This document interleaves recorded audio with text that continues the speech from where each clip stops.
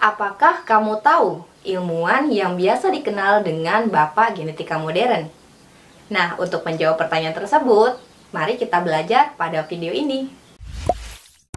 Assalamualaikum warahmatullahi wabarakatuh. Halo teman-teman semua. Video ini merupakan kelanjutan dari video aku sebelumnya tentang konsep warisan sifat ya. Nah, tadi kan aku kasih pertanyaan nih, kira-kira siapa ya ilmuwan yang biasa disebut dengan genetika modern atau Bapak Genetika Modern? Ya, benar banget. Jawabannya adalah Mendel. Mendel menemukan bahwa warisan sifat dari induk kepada keturunannya itu mengikuti suatu pola tertentu. Penemuan inilah yang sampai saat ini biasa disebut dengan hukum Mendel. Nah, hukum Mendel ini ternyata dibagi menjadi dua teman-teman, yaitu hukum 1 Mendel dan hukum 2 Mendel. Hukum 1 Mendel berbunyi, setiap gen di dalam alel akan berpisah atau bersegregasi secara bebas pada saat pembentukan gamet. Perlu kamu ketahui, hukum 1 Mendel disebut juga sebagai hukum segregasi bebas. Kenapa demikian? Karena pada hukum ini, gen pada alel mengalami pemisahan secara bebas saat pembentukan gamet. Hukum 2 Mendel berbunyi, setiap gen di dalam gamet akan bergabung atau berasortasi secara bebas pada saat pembentukan individu baru. Sedangkan pada hukum 2 Mendel disebut juga sebagai hukum asortasi bebas. Karena gen pada gamet akan mengalami penggabungan secara bebas saat pembentukan individu baru. So, kamu jangan sampai tertukar ya. Sebelum kita masuk ke inti pembahasan, teman-teman harus tahu istilah berikut ini ya. Berikut ini adalah istilah-istilah dalam persilangan, di mana parental atau P besar merupakan induk atau orang tua. Gamet, G besar merupakan sel kelamin.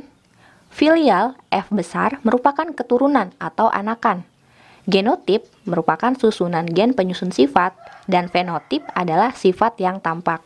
Perlu teman-teman ketahui nih bahwa pada hukum 1 Mendel biasa juga disebut dengan persilangan monohibrid, sedangkan pada hukum 2 Mendel itu disebut dengan persilangan dihibrid. Nanti akan aku jelaskan bagaimana proses persilangan monohibrid maupun dihibrid. Halo teman-teman semua, selanjutnya aku mau langsung kasih tahu kamu bagaimana perhitungan atau persilangan pada hukum 1 Mendel dan 2 Mendel. Nah, yang pertama kita akan masuk ke dalam hukum 1 Mendel, yang biasa dikenal juga dengan persilangan monohibrid. Nah, sebelum kita masuk ke dalam contoh, teman-teman harus tahu bahwa persilangan monohibrid ini itu dibagi dua, ada yang bersifat dominan, ada yang bersifat intermediate. Nah, maksudnya apa? Dominan ini biasanya lebih mendominasi, sedangkan intermediate itu di tengah-tengah. Di tengah-tengah gimana ya? Nah, langsung aja kita nanti masuk contoh soal ya.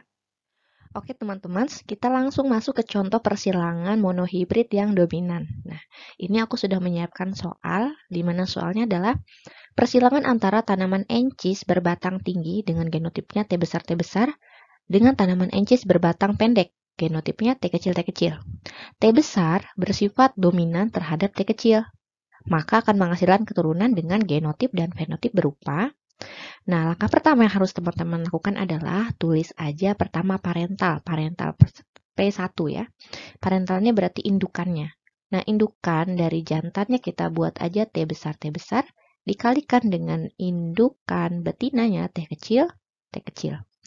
Nah, setelah itu tulis G1 atau gamet pertama.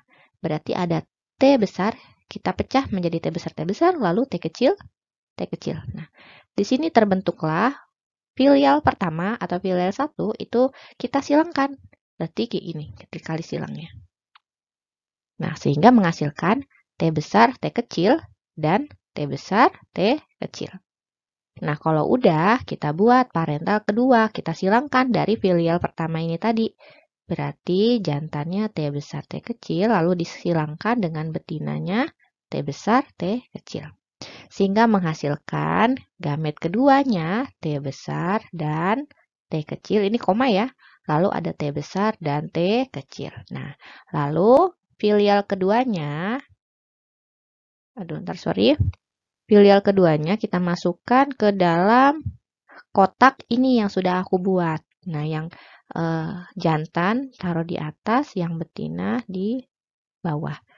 Berarti ini adalah T besar, ini T kecil, T besar, T kecil. Nah, kita kalikan silang langsung. T besar dikali T besar hasilnya T besar, T besar, T besar dikali T kecil, T besar, T kecil. Ingat ya, kalau ada dua genotip yang berbeda gini, yang dituliskan pertama adalah yang kapital dulu, teman-teman. Setelah itu, T besar kali T kecil berarti T besar, T kecil, lalu T kecil, T kecil. Nah, kalau sudah, kita buat di sini perbandingan genotip. Nah, perbandingan genotipnya berarti ada apa? Ada T besar berbanding T besar T kecil berbanding T kecil T kecil. Nah, coba kita hitung sekarang. T besar ada berapa? Ada 1. 1 berbanding 2 ya, berbanding 1. Nah, lalu perbandingan fenotipnya. Fenotip itu berarti sifat yang tampak ya, sifat yang tampak dari genotip. Nah, kita tahu nih di soal bahwa T besar itu bersifat dominan, artinya mendominasi atau menang. Maka, apapun yang ada T besarnya, nih yang kayak gini, berarti dia tinggi. Begitu juga ini, tinggi. Ini tinggi juga ya. Dan yang T kecil berarti dia pendek. Nah, sehingga perbandingan fenotipnya adalah tinggi berbanding pendek. Berarti berapa nih tingginya? Ya, tingginya ada 3 berbanding 1. Nah, berarti perbandingan genotipnya yang ini, fenotipnya yang ini ya. Karena dia dominan, maka setiap ada huruf atau ada genotip dominan, berarti dia akan menang. Sehingga menghasilkan perbandingan 3:1. Tingginya 3, pendeknya ada 1. Gitu ya, teman-teman. Oke, teman-teman, kita masuk ke contoh yang kedua pada persilangan monohibrid. Namun ini yang intermediate. Nah, intermediate ini soalnya persilangan antara bunga pukul 4 Mirabilis jalapa berbunga merah dengan genotipnya M besar dengan bunga putih M kecil. Hal ini menunjukkan M mendominasi tidak sempurna terhadap M. Nah, bagaimana hasil keturunan dari persilangan intermediate ini? Nah, di sini M besar tidak mendominasi tidak sempurna. Berarti dia makanya bukan dominan ya. Bukan dominan. Nah, berarti gimana? Ya, langkah pertamanya seperti biasa. Kita buat dulu parental satunya, P1. Jantannya berarti M besar dikalikan dengan betinanya M kecil. Sehingga menghasilkan gamet pertamanya M besar dengan M besar, lalu M kecil. Sehingga mendapatkan atau menghasilkan filial pertamanya dikalikan silang ya, ini ke sini, ini ke sini. Berarti M besar, M kecil, M besar, M kecil. Nah, sehingga kita buat lagi parental keduanya disilangkan M besar, M kecil disilangkan dengan M besar, M kecil. Sehingga menghasilkan gamet keduanya M besar dan M kecil. Lalu M besar dan M kecil. Nah, setelah itu kita masuk ke filial kedua. Caranya adalah dengan masukkan ke dalam kotak ini. Buat kotak seperti yang aku buat ya. Di mana yang jantan di atas, yang betinanya di bawah atau di kiri. Berarti ini M besar, M kecil. M besar, M kecil. Hampir sama cara menghitungnya kayak yang kayak yang dominan ya. Berarti M besar kali M besar menghasilkan M besar dengan M kecil berarti M besar dengan M kecil, lalu M kecil dengan M kecil.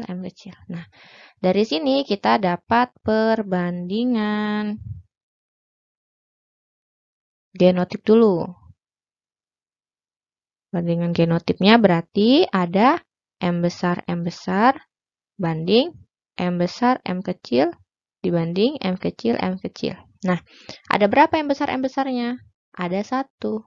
Berbanding M besar M kecil ada 2. Lalu berbanding M kecil ada 1. Lalu kita buat perbandingan fenotip. Nah, ingat teman-teman, di sini dia bersifat tidak mendominasi, berarti ada kecenderungan intermediate. Gimana caranya? Berarti kalau dia M besar seperti ini, otomatis kita tulis lagi ya, M besar. Aduh, ntar, sorry, ada susah. M besar berbanding M besar M kecil berbanding M kecil M kecil. Otomatis M besar ini berarti merah tandanya. M besar M kecil berarti merah muda teman-teman. Yes, merah muda. Dan M kecil berarti dia putih. Putih. Nah, ada berapa merahnya? Merahnya ada 1, merah mudanya ada 2, dan putihnya ada 1. Jadi gitu cara teman-teman. Oke, selanjutnya ini aku teruskan ya dari soal tadi. Kalau kita ketik atau kita tulis dengan lebih jelas, rasio genotipnya akan menghasilkan M besarnya 1, M besar M kecilnya 2, dan M kecilnya 1. Nah, sehingga memunculkan fenotipnya merahnya 1, merah mudanya 2, dan putih. Kenapa ada merah muda? Karena ini bersifat intermediate.